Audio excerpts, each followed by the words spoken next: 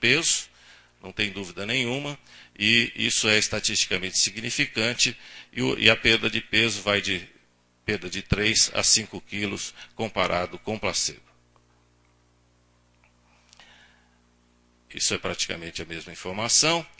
E a diminuição da cintura também em torno de 4 centímetros, não é? Esse é o ponto estimado, e isso varia de 3 a 5 centímetros aproximadamente. Realmente reduz a cintura abdominal com o uso da sibutramina.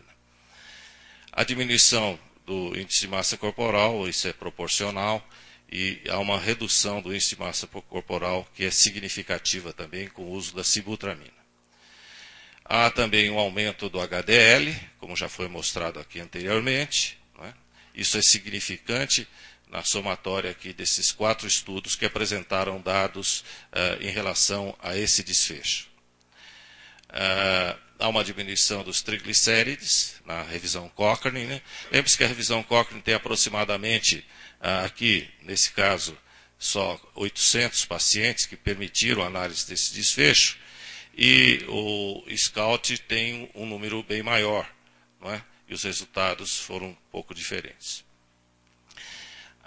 O aumento do batimento cardíaco é igual, né? Mais ou menos 4 batimentos por minuto. Isso está associado claramente com o aumento da incidência de desfechos cardiovasculares sérios, não é? Isso já estava na revisão da Cochrane desde o início. E aumento da pressão sistólica também em torno de 1,69 milímetros de mercúrio. Isso é significativo, né? Veja que o intervalo de confiança aqui não passa pelo zero, vai de 1,69 até 3,28. Eu gostaria aqui de lembrar que tem uma revisão Cochrane do Richard Pito, do final da década de 80, na Lancet. Tem 2 trabalhos que eu diria que são fundamentais para esse assunto e praticamente todos os assuntos relacionados à hipertensão na gravidez. Ele mostra que qualquer que seja o tratamento, redução de 4 milímetros na diastólica, reduz o risco de infarto em 18% e o risco de AVC em quase 30%. Quer dizer, redução de 4 milímetros.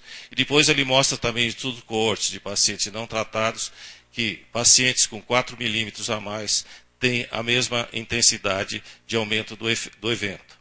Ou seja, milímetros na pressão arterial se acompanham tanto com a redução do risco no tratamento, quanto o aumento do risco no estudo observacional sem intervenção. Ou seja, um indivíduo que tem 11/7 de pressão, realmente tem menos risco cardiovascular do que aquele que tem 12/8. Né? Esse é um estudo que é pouco lido, ou pouco referido, e é de uma importância que eu diria seminal. Obrigado, querida. Terminarei em 5 minutos. Só que agora... Tá. Muito bem. O aumento da pressão diastólica em 2,42, o ponto estimado, que vai de 1,51 a 3,32. Outros efeitos adversos relatados foram insônia, náusea, boca seca em 7 a 20% dos pacientes. E essa revisão tem várias limitações. Foram localizados apenas estudos positivos, tem viés de publicação. A maioria dos pacientes são caucasianos de meia idade e são mulheres. A proporção de perdas entre os estudos é alta, está 30%, aqui na realidade é 40%, é muito parecido com o SCOUT. Não é? Eu queria lembrar também em relação ao SCOUT que essa diferença de desfecho cardiovascular de 1,4%, né, em ter AVC ou infarto, dá um número necessário de tratar para causar lesão, para causar harm, de 71. Quer dizer, daqueles pacientes estudados, a cada 71, um teve um infarto ou um AVC. Não é? E isso tem que ser olhado nesse contexto. A segunda observação em relação ao SCOUT é quando eu faço um ensaio clínico, uma revisão sistemática, eu tenho que ver o resultado como um todo, e não depois dividir o bolo, né? Um bolo que tem só uma cereja, corta o lugar da cereja e diz isso é um bolo de cereja. Então a análise subgrupo é para criar novas hipóteses, não é para levar a conclusões. Também vale se tiver uma mosca no bolo. Não vale dizer que o bolo é de mosca porque tinha uma mosca. Então, a análise sobre grupo é para gerar perguntas, novos questionamentos para novas pesquisas. Isso é bom para nós pesquisadores, que a gente nunca vai morrer de tédio ou de falta do que fazer. Não é? Muito bem. Conclusão: as evidências ilimitadas de perda de peso modesta, com a maioria dos pacientes permanecendo obesos, devido a efeitos adversos. Cuidadosa avaliação de risco e benefício deve ser realizada, isso da revisão sistemática, e mais estudos são necessários para avaliar o impacto da mortalidade cardíaca. Essa revisão, obviamente, nós já combinamos com o pessoal da Anvisa, deve ser agora atualizado com os ensaios clínicos, com os dados que, por exemplo, que possam ser aproveitados do SCOUT e ser atualizadas, né, e ser revisada, e obviamente em 2 semanas nós não tivemos tempo para isso, particularmente em relação aos efeitos adversos. Não é? Esses são os nossos planos. E uma coisa muito importante, que eu tenho certeza que estão fazendo agora com o SCOUT, é reanalisando os dados, né, fazendo análise de subgrupo, mas essas análises de subgrupo não vão poder ser conclusivas, elas provavelmente vão gerar outros estudos, e a melhor forma, na minha opinião, de resolver esse impasse é uma revisão sistemática com dados individuais, desde que se tenha acesso a esses estudos. Nós já fizemos isso com aspirina recentemente, com 30 mil casos, não é? E que foi capaz de mostrar claramente uma redução da incidência de pré-eclâmpsia de 6% para 5%, e que eu considero aquilo a quinta essência da evidência científica em tomada de decisão. Então, há maneiras ainda de reduzir essa incerteza, fazendo ou não outros ensaios clínicos. De qualquer maneira, eu acho que já foram dados suficientes aqui nessa reunião hoje, e eu agradeço muito a oportunidade de trazer aqui informações da colaboração Cochrane e do Centro Cochrane do Brasil, que é um laboratório de trabalho do nosso curso de pós-graduação em Medicina Interna e Terapêutica na Unifesp. Muito obrigado. O espaço agora é dos debatedores convidados, e o primeiro que nós convidamos a fazer uso da palavra é o Dr. Valmir Coutinho, que é presidente eleito da International Association for the Study of Obesity e membro da Sociedade Brasileira de Endocrinologia e Metabologia, do Instituto Estadual de Diabetes e Endocrinologia Luiz Capriglione e da Pontífice Universidade Católica do Rio de Janeiro. Bom dia a todos. Eu queria, antes de mais nada, agradecer a Anvisa, a SBEM e a ABESO pelo convite para participar desse debate. E eu vou tentar, nesses 15 minutos, vou apresentar respostas a 3 dos questionamentos colocados pela Anvisa, questionamentos esses gerais em relação a tratamentos para emagrecer, e depois tecer alguns comentários sobre o estudo SCOUT. O primeiro questionamento que a Anvisa nos coloca: considerando que o tratamento da obesidade se fundamenta em intervenções para mudança de estilo de vida, na orientação dietoterápica, no aumento da atividade física e em mudanças comportamentais, segundo a atualização das diretrizes já citadas aqui nesse painel, essas medidas seriam suficientes para uma eficaz perda ponderal em qual porcentagem dos obesos, né? Então, essa nossa resposta eu não vou ler aqui para não ficar maçante, mas eu acho que ela pode ser muito bem analisada diante de uma revisão muito simples que a gente fez de alguns estudos, só a título de coletânea, mostrando o seguinte: esses foram estudos duplos cegos, controlados com placebo, testando a eficácia de agentes anti-obesidade, aqui incluídos diversos, orlistat, sibutramina, mas as colunas todas que nós vemos nesse gráfico dizem respeito somente ao que ocorreu nos grupos placebos. Então, é uma análise categorial para perda de peso de 5% ou 10% em tratamentos com duração de 6 meses. Variação de 6 meses até 4 anos.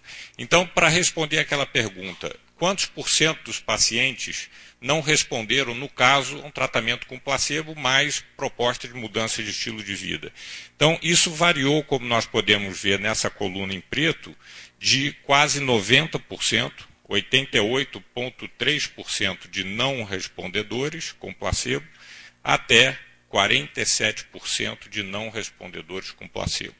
É claro que se o critério for mais rigoroso, de 10% no mínimo para a perda de peso, os resultados são ainda mais pífios. Ou seja, através de diversos desses estudos, isso é consistente em todas as análises de estudos duplos cegos controlados com placebo, nós vemos que realmente para esse paciente que procura um tratamento médico para emagrecer, o tratamento sem adição de farmacoterapia, ele tem uma eficácia muito reduzida. E a adição de um agente anti-obesidade, ele resolve o problema? Definitivamente não, não resolve. Mas aumenta significativamente a probabilidade de que o paciente encontre sucesso nesse tratamento. E isso pode ser analisado através de um índicezinho muito simples, que poderia ser interpretado como razão de chance para se enquadrar dentro dessa categoria de sucesso. Então, por percentual de respondedores com o medicamento, no numerador, e no denominador colocamos o percentual de respondedores com placebo. E aí a gente poderia citar isso como um índice de eficácia de alguns agentes anti-obesidade. Então, só para trazer aqui alguns exemplos de estudos, são estudos com um número pequeno de pacientes, mas, por exemplo, esse publicado por Rissanen com Orlistat, um aumento de 36% na eficácia do Orlistat em comparação com o placebo.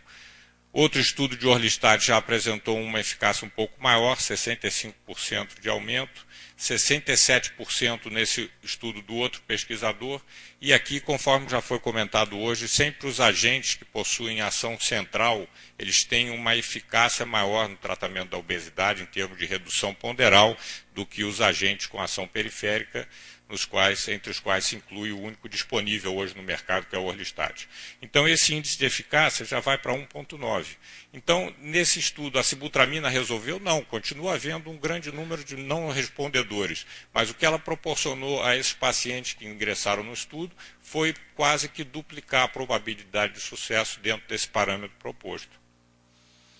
E com a dose de 15 miligramas, nesse estudo também publicado por Jones, a eficácia foi maior, 2,75, se a gente poderia dizer que quase que se triplicou a probabilidade de atingir esse índice proposto de sucesso. Então, para passar para a segunda questão proposta pela Anvisa, uma vez que hipopotassemia e dieta com restrição calórica são fatores amplamente conhecidos na literatura médica como determinantes de arritmias cardíacas graves, como torsade de Pointes e morte súbita, como podemos associar de forma segura dieta e exercícios físicos, pilares de qualquer medida para a redução de peso, com drogas inibidoras de apetite, que têm efeito estimulatório no sistema cardiovascular. De fato, existem alguns relatos dando conta de que hipocalemia e dietas com restrição calórica ligados a algumas complicações como arritmias cardíacas e até casos de morte súbita, mas esses relatos são muito mais relacionados às dietas de muito baixas calorias, que a gente encontra citadas como very low calorie diets na literatura em inglês, especialmente as cetogênicas. As dietas cetogênicas, sabidamente, podem causar cetoacidose e, com isso, expor o paciente a arritmias. Os estudos controlados com sibutramina não mostram incidência maior do que no grupo placebo, nem de hipocalemia, nem de arritmias cardíacas. Existe uma publicação com sibutramina, especificamente procurando um possível impacto sobre o desencadeamento de arritmias cardíacas, e a conclusão desse estudo foi que a sibutramina não se relacionava com arritmias cardíacas. Em nosso meio, essas complicações do tratamento da obesidade ocorrem principalmente em vários relatos que já foram publicados, em decorrências do uso injustificável, ao nosso ver, de diuréticos e hormônios tiroidianos no tratamento da obesidade. Terceira questão, existem dados significantes sobre alterações nas taxas de morbimortalidade relacionados com complicações metabólicas, HDL, LDL, triglicérides, hemoglobina glicada, glicemia de jejum, associadas à obesidade após uso da sibutramina e dos agentes catecolaminérgicos. Existem, sim, evidências de melhora de vários parâmetros metabólicos. O primeiro estudo de desfechos cardiovasculares realizado com agente anti-obesidade até hoje foi o SCOUT, que já foi extensamente discutido aqui hoje. Estudo esse que não foi desenhado para detectar variações em taxas de morbi-letalidade decorrentes de parâmetros metabólicos como os citados